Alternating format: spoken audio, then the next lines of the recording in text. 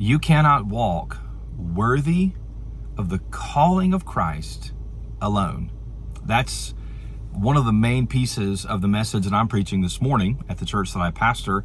And it's because to be able to do the way, or as Paul writes in Ephesians, he tells us to walk worthy of the calling, but he tells us to do it with like humility and patience and gentleness. And you can't do those things without other people. And what we'll talk about this morning is that God has gifted you with spiritual gifts that are not for you, they're for others.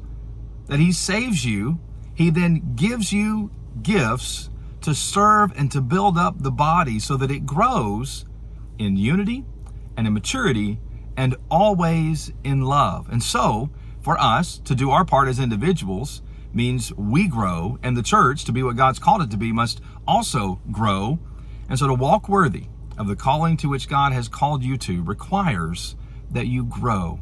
And God's plan for growth is that you would grow through the teaching and the instruction of the word, but that you would do that in a committed relationship with very specific people in what we would call a local church. You see, this Sunday morning, it's not just about going somewhere.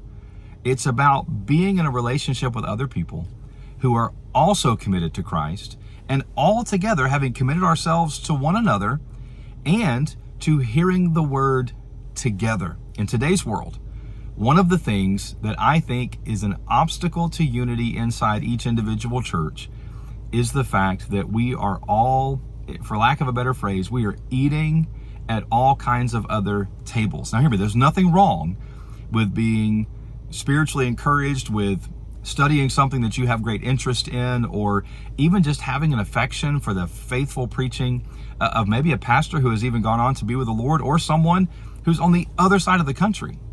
But what you aren't getting when you just take in a diet of teaching from other sources is the ability to walk with others in agreement with the word and the way God is moving in your congregation.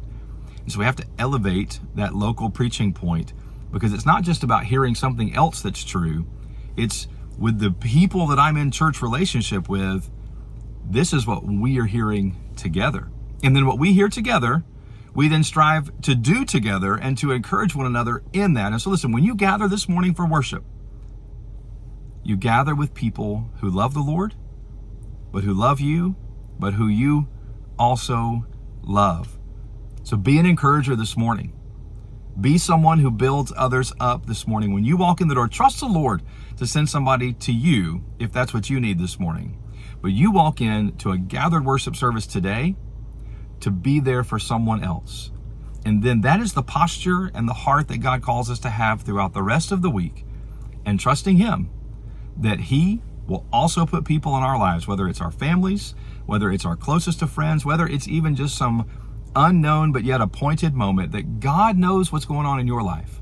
So you can trust him, and you let God use you to be a part of building up others, so that, as Paul writes in Ephesians, so that the whole body, being knit together, connected to Christ, can do or work properly, as he says, in its maturity. Listen, I hope you have a great Sunday, and if you made it this far, you're an amazing person. Thanks for listening. See you later.